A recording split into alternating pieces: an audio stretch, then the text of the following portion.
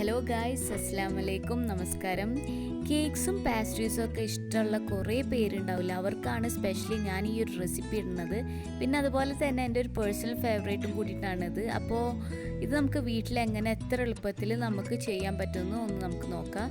അപ്പോൾ അതിലേക്കുള്ള ആവശ്യമായിട്ടുള്ള ഐറ്റംസ്, ഫസ്റ്റ് ഇതിലേക്ക് ആവശ്യമായിട്ടുള്ളത് നമുക്ക് ഷുഗർ വേണം. ഷുഗർ ഒരു 1 കപ്പ് എടുത്തിട്ടുണ്ട് ഞാൻ. അതുപോലെ തന്നെ മൈദയും സെയിം ക്വാണ്ടിറ്റി തന്നെ 1 കപ്പ് എടുക്കുക. കൊക്കോ പൗഡർ ഒരു 6 ടേബിൾ സ്പൂൺ എടുക്കുക. അതിലേക്ക് മിൽക്ക് ഞാൻ എടുത്തിട്ടുള്ളത് ഇവിടെ 2 കപ്പാണ്. വാനില എസെൻസ് ഒരു 2 ടീസ്പൂണ്. നെക്സ്റ്റ് നമ്മൾ എടുക്കാൻ പോകുന്നത് ബട്ടറാണ്. ഞാനിവിടെ ഒരു 50 ഗ്രാം അൺസാൾട്ടഡ് ബട്ടറാണ് എടുത്തിട്ടുള്ളത്. ഫസ്റ്റ് നമുക്കിതിൻ്റെ ഫില്ലിങ് എങ്ങനെയാണ് പ്രിപ്പയർ ചെയ്യാൻ നോക്കാം.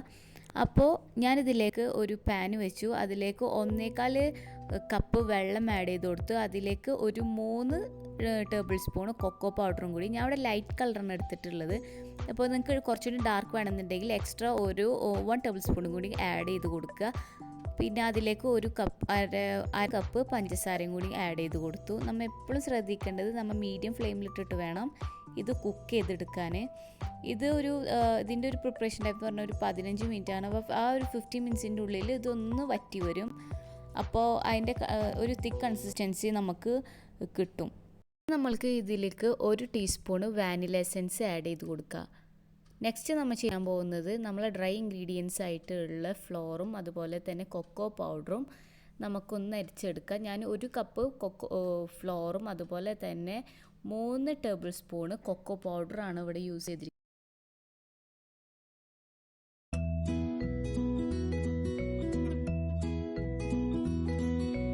ഈ ഒരു കേക്കിൻ്റെ സ്പെഷ്യാലിറ്റി എന്താണെന്ന് വെച്ച് കഴിഞ്ഞാൽ നമ്മളിതിൽ എഗ്ഗ് യൂസ് ചെയ്യുന്നില്ല, ബേക്കിംഗ് പൗഡർ വേണ്ട, ബേക്കിംഗ് സോഡ വേണ്ട, അതുപോലെ നമ്മൾ ബേക്ക് ചെയ്തെടുക്കണ്ട.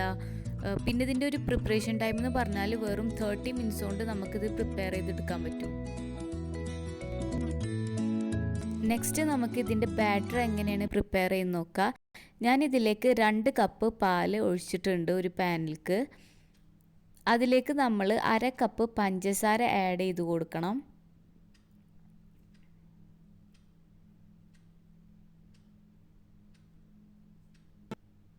അതിനുശേഷം 1 ടീസ്പൂൺ വാനില എസെൻസ്, അതുപോലെ തന്നെ നമ്മൾ എടുത്തു വെച്ചിരിക്കുന്ന അൺസോൾട്ടഡ് ബട്ടർ 50 ഗ്രാമും കൂടി ആഡ് ചെയ്ത് കൊടുക്കുക.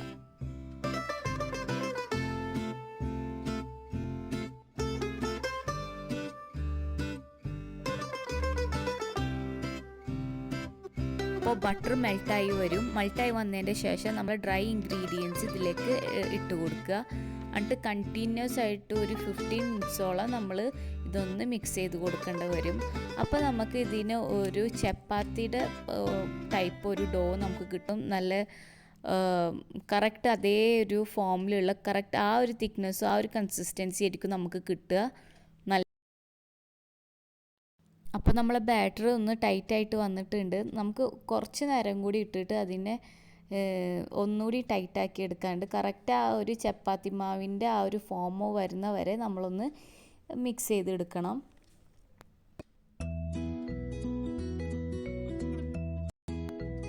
അപ്പോൾ ഇതിനെ മിക്സ് ആയതിൻ്റെ ശേഷം ചൂടാറാൻ ഒരു പാത്രത്തിലേക്ക് നമ്മൾ മാറ്റുകയാണ്. ചൂടാറിയതിൻ്റെ ശേഷമാണ് നമ്മളിത് എടുക്കുന്നത്. അപ്പോൾ ഇതിനെ ഈ ഒരു ഡോ ഇടാൻ വേണ്ടിയിട്ട് ഞാനൊരു ചെറിയൊരു ബൗൾ എടുത്തിട്ടുണ്ട്. ആ ബൗളിനെ ഇതുപോലത്തെ ഒരു റാപ്പ് എടുത്തിട്ട് ഒന്ന് കവർ ചെയ്ത് കൊടുക്കുക.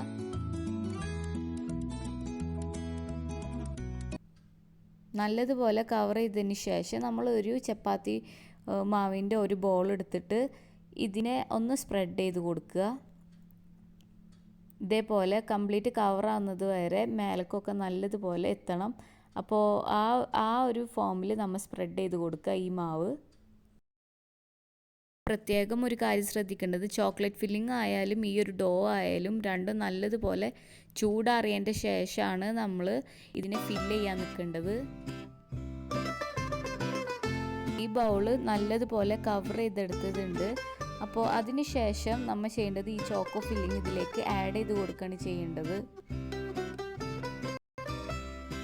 ഈ ചോക്കോ ഫില്ലിംഗ് കണ്ടില്ലേ, നമ്മൾ ചൂടാറി കഴിഞ്ഞപ്പോൾ ഇത് ഒരു കട്ടിയായി. അപ്പോൾ നമ്മളെപ്പോഴും ശ്രദ്ധിക്കേണ്ടത് ഇത് 3/4 തന്നെ വെക്കണം നമ്മൾ ഈ ഒരു ഫില്ല് ചെയ്യുന്ന സമയത്ത്. കാരണം എന്നാലാണ് ആ ഒരു ലാവ കേക്കിൻ്റെ ഒരു ഇഫക്റ്റ് നമുക്ക് ഫീൽ ചെയ്യുള്ളൂ. നെക്സ്റ്റ് നമുക്ക് ഇതിൻ്റെ അപ്പർ കവറിങ് എങ്ങനെ ഉണ്ടാക്കാൻ നോക്കുക. അതിന് വേണ്ടി ഞാനൊരു പീസ് ഡോ എടുത്തിട്ടുണ്ട്. അത് നല്ലതുപോലെ പരത്തിയെടുക്കുക, മാക്സിമം പരത്തിയെടുക്കുക. നിങ്ങൾക്ക് വേണമെന്നുണ്ടെങ്കിൽ പത്തി പ്രസ് യൂസ് ചെയ്തിട്ടും ചെയ്യാം. ഞാൻ കൈ കൊണ്ട് തന്നെയാണ് ചെയ്യുന്നത്. അപ്പോൾ ഈ പരത്തിയെടുത്ത ഈ ഡോ നമുക്ക് ഈ ഒരു ബൗളിൻ്റെ മേലേക്ക് വെച്ച് കൊടുക്കുക. വെച്ച് കൊടുത്തതിന് ശേഷം അതിൻ്റെ ചുറ്റുഭാഗം നല്ലതുപോലെ പ്രസ് ചെയ്ത് കൊടുക്കണം.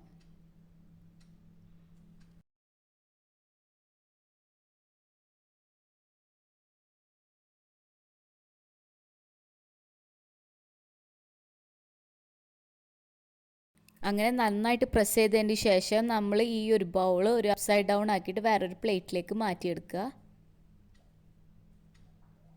നല്ലപോലെ ശ്രദ്ധിച്ചിട്ട് വേണം എടുക്കാൻ.